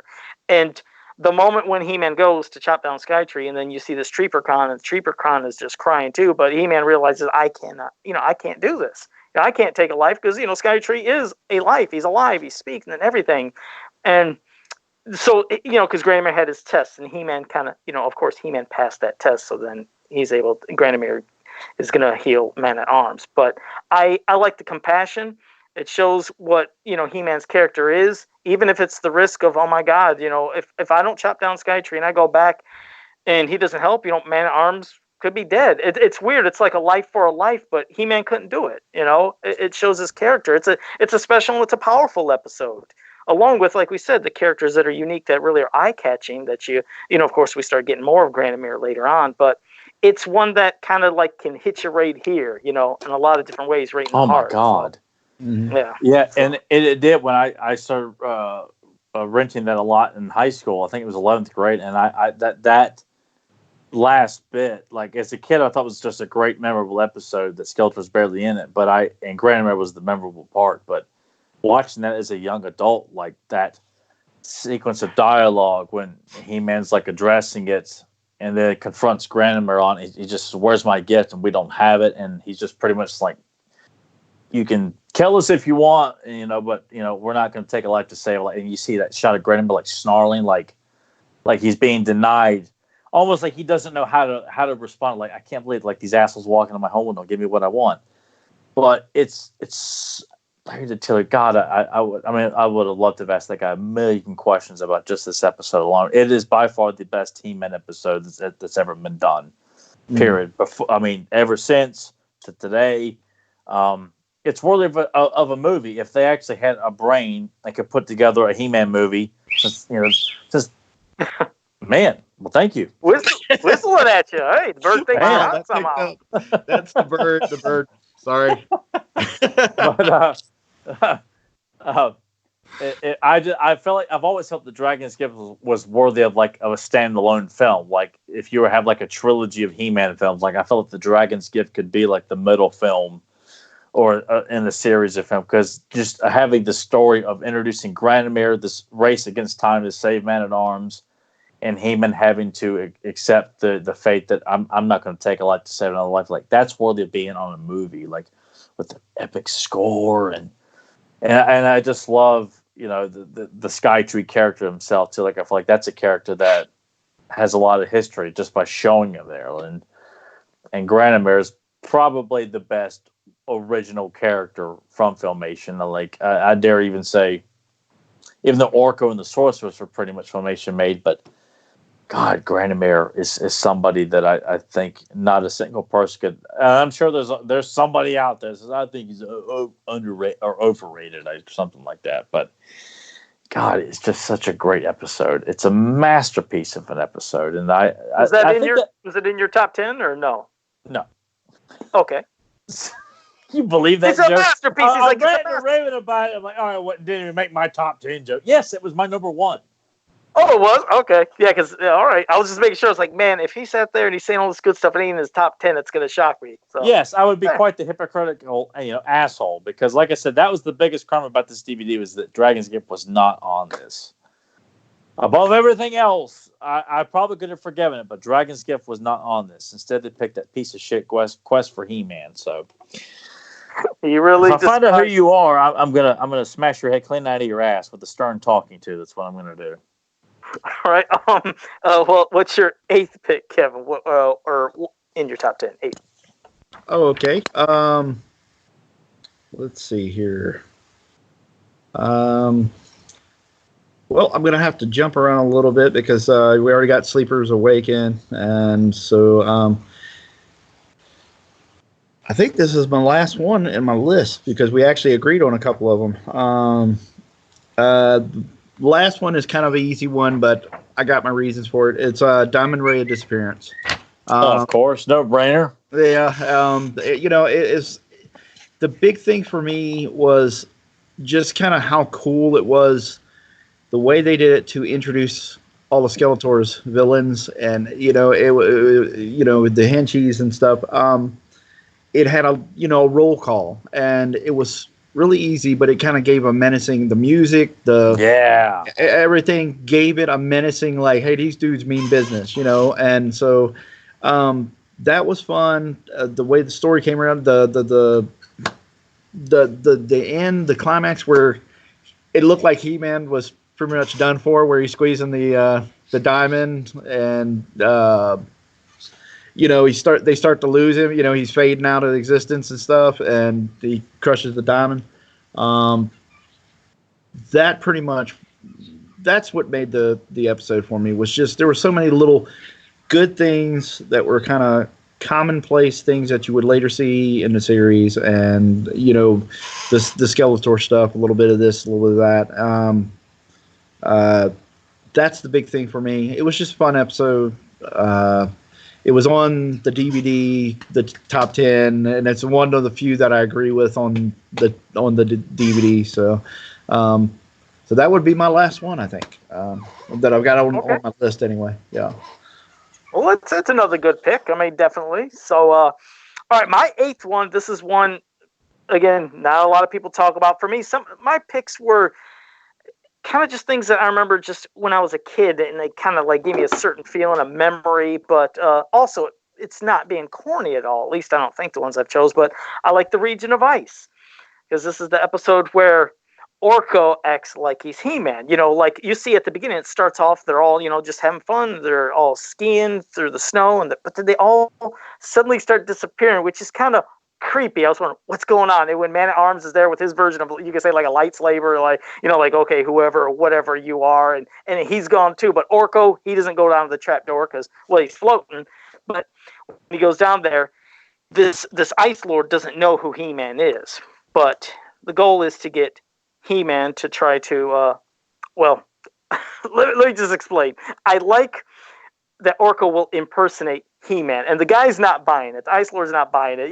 Orko has his own little sword that kind of goes like this, but he, straightens it out. And Orko does use some powers that comes out of that sword to like do something that kind of impresses him. And you think, okay, maybe this is He-Man, because he's at first thinking, this can't be He-Man. Look at him, because in your head you're having a different thought of what somebody's like. And of course he has a choice of taking one person as a good token of faith or something. So he chooses Prince Adam, of course, so he can become He-Man. But they have to go to Castle Grayskull, and obviously going to Castle Grayskull, when they go into that snake's mouth, how he described it, like we're going to have to enter to the mouth of the snake to save this the Ice Lord's daughter. I always thought it was something strange about going through the mouth, something creepy. Of course, it looks like it's the only entrance that you know, but we know there's other entrances and exits to the place. They eventually do get this ice princess, but I like the part when Skeletor was at, like, the controls of, I think it might have been in his throne room, and where he pulls something. You don't know what the hell is going on, but then you realize it, that snake's starting to close. And I don't know how many times it happened, and I know Tyler would at least know. I didn't remember that the thing closing ever really to do something like so the He-Man to try to pop it open. I was like, this is different animation. This is something that catches your eye. Did that happen a lot, Tyler? Because I don't remember it. Not that I can recall, no. Yeah, see, I think that's the thing. There's just these things that they caught my eye. Something about seeing something different within Snake Mountain. Anytime I seen Snake Mountain and there was something different, I guess I got giddy. And the thought of Orko taking on the role of He-Man to save everybody was cool for me. That little Orko that nobody expected would be He-Man, he takes it on, and he keeps a promise. Obviously, it's one of those little episodes more about, keeping a promise. But I liked it. It's like I said, it's not, again, one of the most amazing, but it's not corny. That's why, even if it's not Tyler's favorite, Kevin's, or a lot of people listening's favorite, it's a favorite of mine, but it's one that you could watch and still you won't think that, oh God, that was something so cheesy I'd never want to watch again. So Region of Ice was in my top 10, and that's one of my... None of these are in a particular order. I'm just getting you in there. Yeah. No, it's a good episode. I mean, it would be a top 10, probably not even a top 20 for me, but it's not a bad episode by any means, and it is a good episode. So, I hope people are taking notes of all this stuff too, man, and let people know. Like, give people a reason to go back and revisit all these episodes, because I think we're all, like, Kevin's coming up with a list I didn't expect. Joe's throwing in some zingers I didn't expect.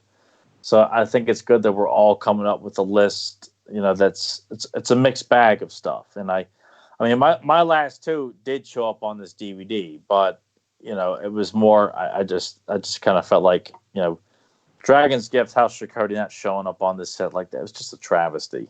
But I can't argue. I mean, because Evil Seed made it on here, Diamond Ray's on here, and my last two were on here. Which the next one would be Teela's Quest. Okay. Which, good one. I mean, it's a masterpiece. I mean, it's like. That I would say is probably the best Sorceress story. Even though she's not in it that much, her presence is pretty prominent throughout the whole episode. And the whole dynamic of mothers in general, because you got Queen Marlena's relationship with Prince Adam to open it, and you got the Sorceress with Teela to close it out.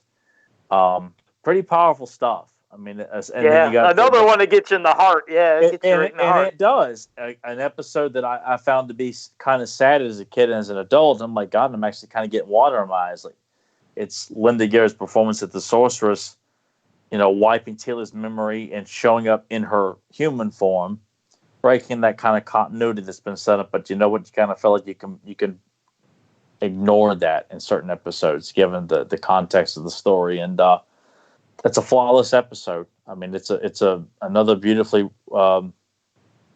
Nathan, you can kiss my ass, dude. What's he doing? I can't see what's happening. He's busting my balls about my passion and the emotion I'm going right now. So he can go watch some shitty Nitro episode and what a pansy.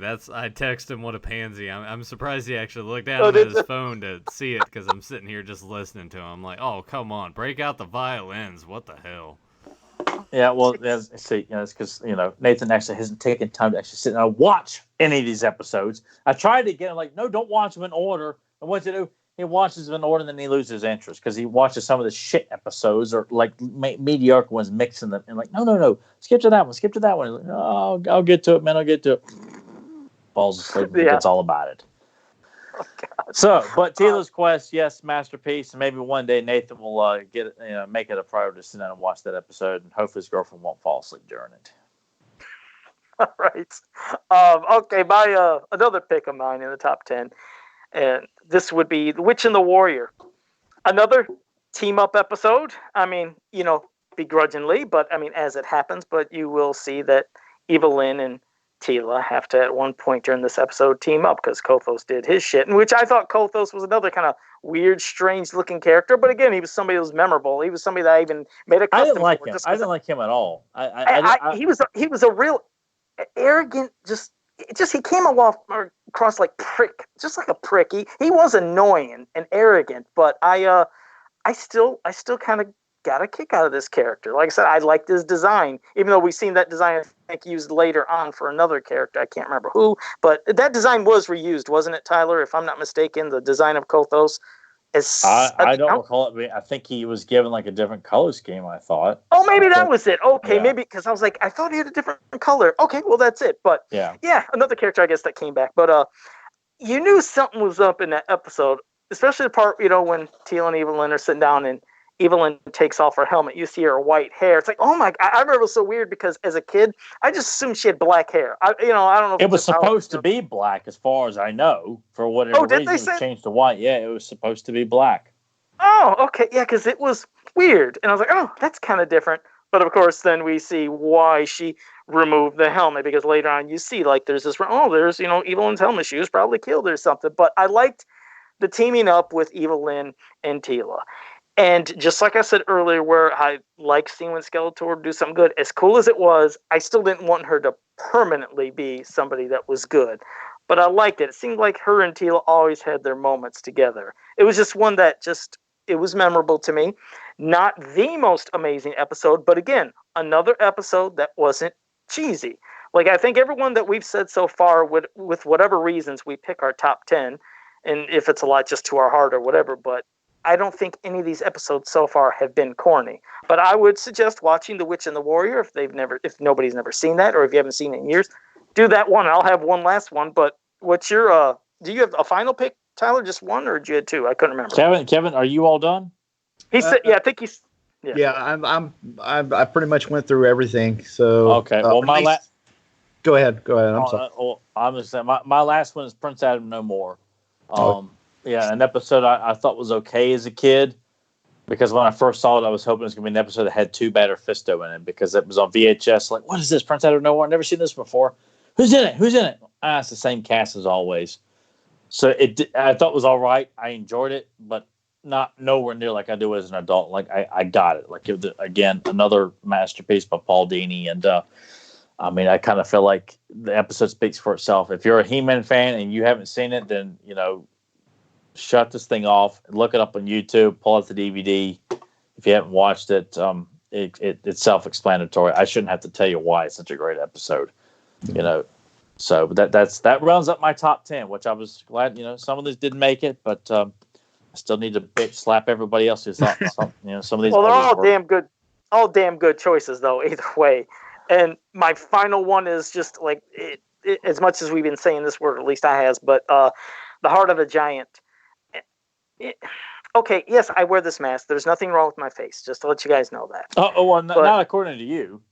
But no, I don't, just to let people know. But growing up, you sometimes get pricks. You get idiots that will call you names for whatever reason.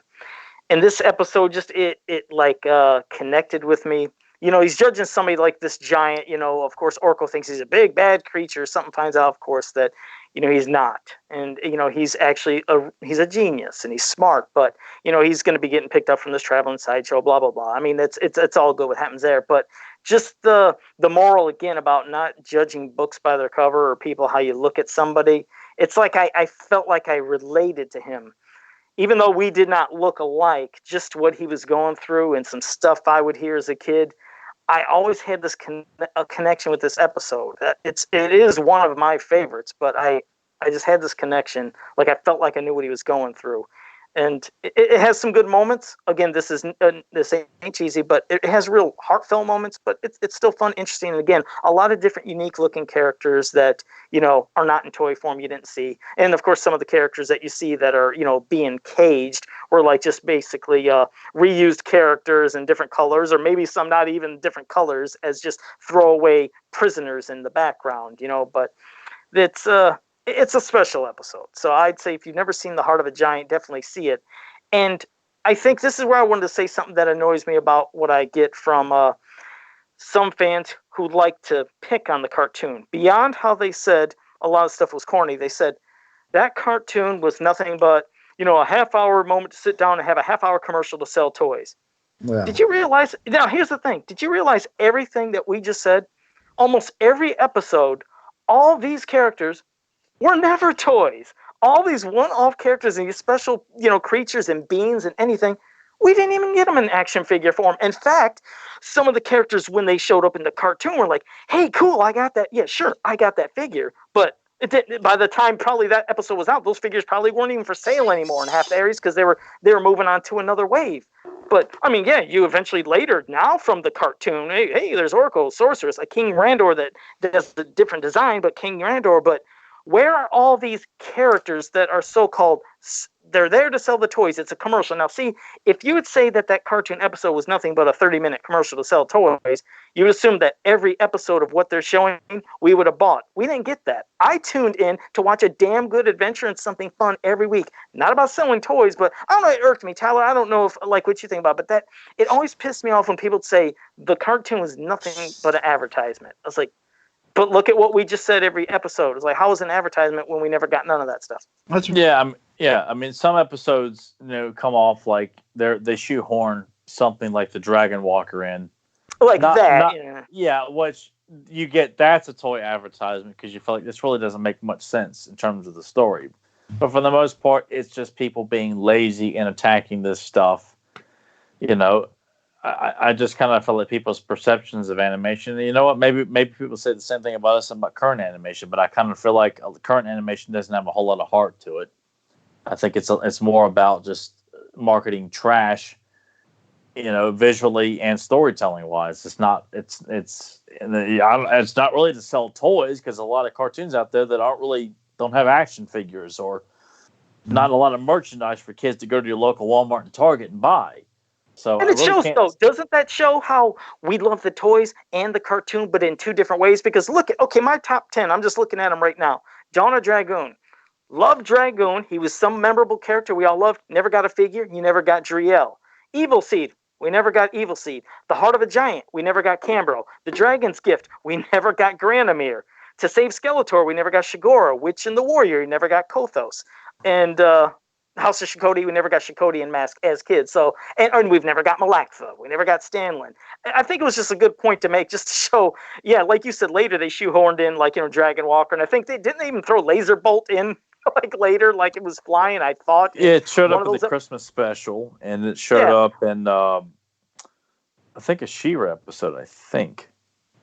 Yeah. So, see, that's what, but basically, like you said, a couple things were shoehorned in, but otherwise, all these characters and all these special moments that we remember from certain episodes with these unique characters, we never got them in figure form, but we didn't care about that because we still love the cartoon in those episodes. That's a good point. It really is. It's a really good observation, Joe. And I think that's what burns me up about the modern, what's going on with everything in the modern fandom for a lot of the He-Man stuff. It'll be a odd segue, but I mean, as far as what you're talking about and saying that there was stories, good stories here. It's what I hate about this Cal Art style BS with Thundercats or this whatever else they're doing with the modern She-Ra or what they're going to, I don't know. I haven't seen anything what Kevin Smith's going to do. So I'm not going to try to be negative here. That's okay if you are, though. Well, what I am going to say, though, it's getting tiresome that the excuse is everybody throws that up, whether it's the producers or whether it's somebody who wants to defend the show, they'll go, "Oh, it's not for you. It's not made for you." Well, guess what, Jack? These stories were made for us when we were kids, and guess what? They were actually well done. They were well animated, and they were us for kids. So, are you going to tell my kids that they can't have, you know, they can't have good animation and good stories? Don't tell me that. I don't want to hear a stupid excuse to make up for the fact that you decided that this ugly style is maybe the trend right now, or maybe this ugly style is what they think is good. And I'm like, dude, why is it that people 30 years ago or whatever could run circles around you art wise? Why is that?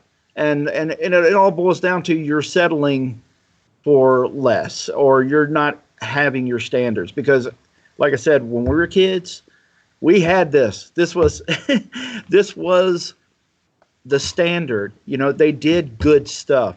So don't tell me, oh, this isn't for you this year. Well, looking at it, it looks like garbage, and I don't want my kid to watch garbage. I got you. And so that's one of the things that bugs me a lot. Is just, it's one thing to argue, hey, we're taking a new approach. This is what we kind of like, and there's a reason why we're behind it. That's fine. But when you tell everybody, oh, this isn't for you, well, that's fine. But if it's for my kid, well, I'm going to show them something that's, that was way better when I was a kid. And you mean to tell me that somehow we had to settle, Sorry. They treated us better, though. You're right, Kevin. Back then, they treated kids with a little more respect, that they could use their minds and imaginations. And now, like you said, everything is, that's what the kids like. So, hey, let's just draw everything like that and make everything silly, and the big open mouth like that, and the big giant eyes, a line for a nose, all the cheapy quick stuff. It's like, you know what? How about you be somebody that's different from the norm? Why don't you take that chance of saying, how about we write this cartoon with impactful stories, good stories, but also draw the art and let kids use their imagination. Don't demean and talk down to them like all we can do is make them laugh every 5 seconds and have the characters laughing every 5 seconds. It's like, be confident in doing something unique and different. It's sad. It's like, yes, that's all they're going to keep delivering. If, of course, everybody says, oh, well, this isn't for you, and you take this and you do that, and everything looks the same. It's just terrible. It's boring. It's like, you shouldn't have stuff. It's not knocking Charlie Brown, but that moment when Charlie Brown and all of them would look up and you see their big mouth and just their nose when their head was tilted back. I mean, I even seen that stuff in She-Ra, the Netflix She-Ra. And it looks just the same. I'm like, oh, yeah, that's fantastic animation. Yeah, but there's more dignity when Charlie Brown characters are doing it than when that shitty She-Ra show's doing it. Like, you almost feel, even though you're supposed to laugh at the Peanuts game, they're also conveying emotion. She-Ra, they think it's funny for characters to lean back like that. And I, to add my 2 cents to that too, like we're people are constantly, downing us fans for being upset with all these drastic changes they've taken to our properties, whether it's She-Ra or Thundercats, or even if it's a superhero, and I feel like, hell, Darth Vader was brought onto this world in 1977 and has maintained that same visual story and,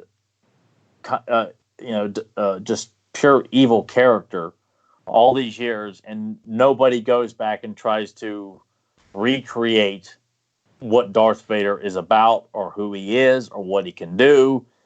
They have left that alone all these years. Like, yes, it's Star Wars, but it's not above being flipped upside down because some, hipster asshole who's trying to make a name for himself in animation or in toys decides, I never really quite got why he was so cool. He's just like a guy with like a bad breathing problem. So I'm going to make that a joke.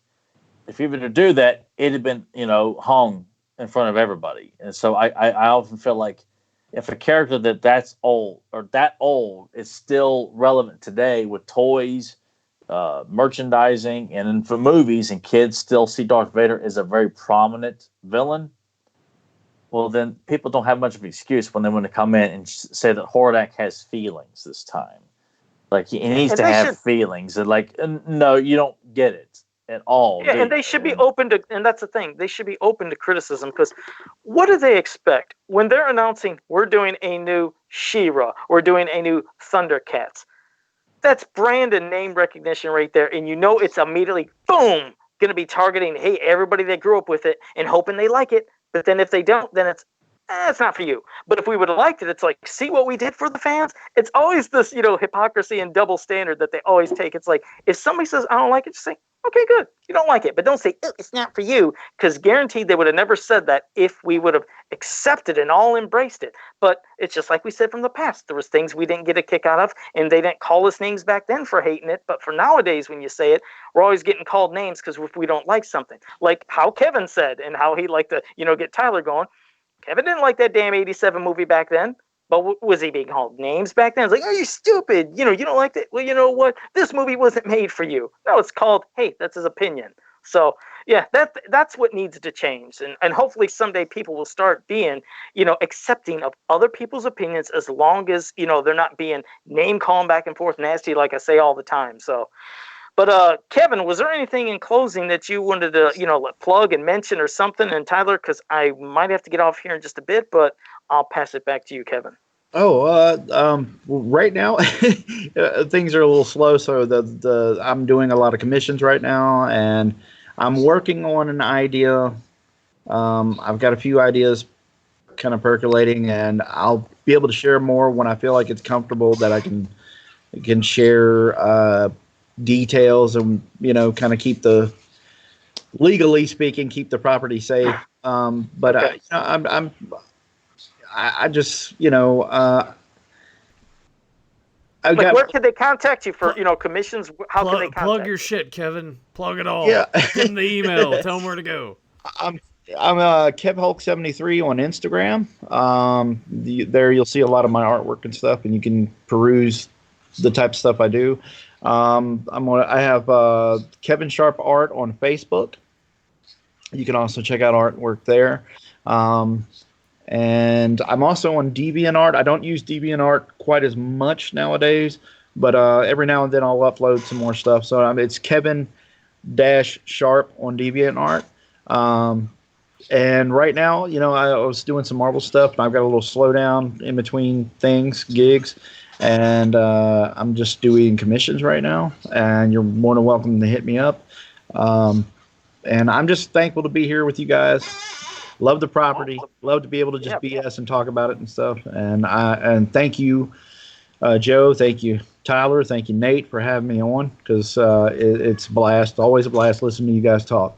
So thank you. Yeah, it was a blast Absolutely, having you on. Bud. Yeah, the bird agrees. Sorry about you're that. Fine. I'll tell you a little short story. I had to.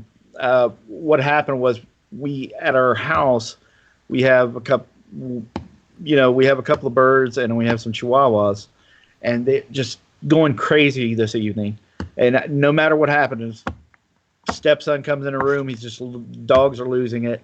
Just stupid stuff like that. And I just could not get it to be quiet. So I came out to where my fiance works, and I'd done live streams from here before and thought everything was cool. But the bird decides tonight that he wants to be a YouTube star, so I apologize. That is fine. That's fine. Not a problem at all, dude.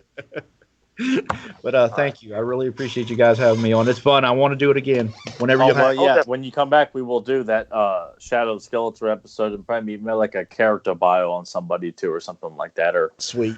Or even just talking about your work, working on He-Man in general too. Just like specific. I know we discussed a lot of it last time we were on, but it's just fun discussing you drawing He-Man. Like it's a fascinating topic. So maybe that's something we could talk definitely have fun. Yeah. I purposely didn't say anything about any of the other stuff going on with He-Man right now, just because I'm trying to stay out of it, because I have my personal feelings, but sure. We get it. Plus, I'm sure people don't want to, probably. I don't know if they want to hear it again. I mean, since last week's was pretty depressing, that episode. It really was.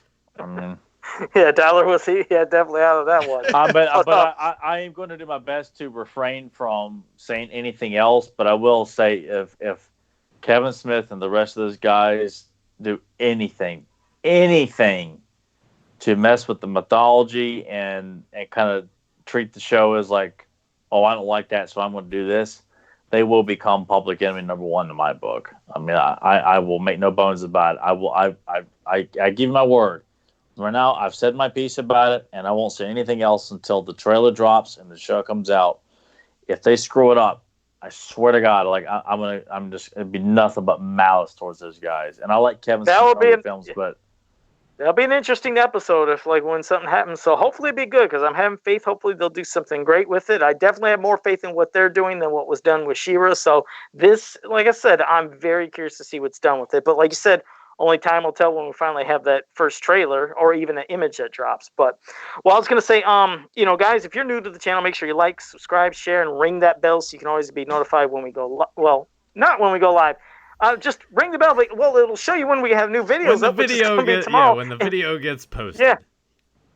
When the video gets posted. And happy birthday to Zen Brown. I know it's your birthday today. And happy belated birthday to James Etok. I had his birthday day a couple days ago. So I don't know if you guys are still going to hang around and do something. I'm going to have to get out of here. But yes, Kevin, it was a blast having you. And of course, Tyler, talking with you every week it always makes my day out of the week. So is it now? It does, man. So until next time, have a powerful day. Right there. Mary Ellen Moffat. She broke my heart. No one's going to get this. That really sounds... Mary Ellen Moffat. Damn it, I don't know. You're going to have to tell me now. What is it?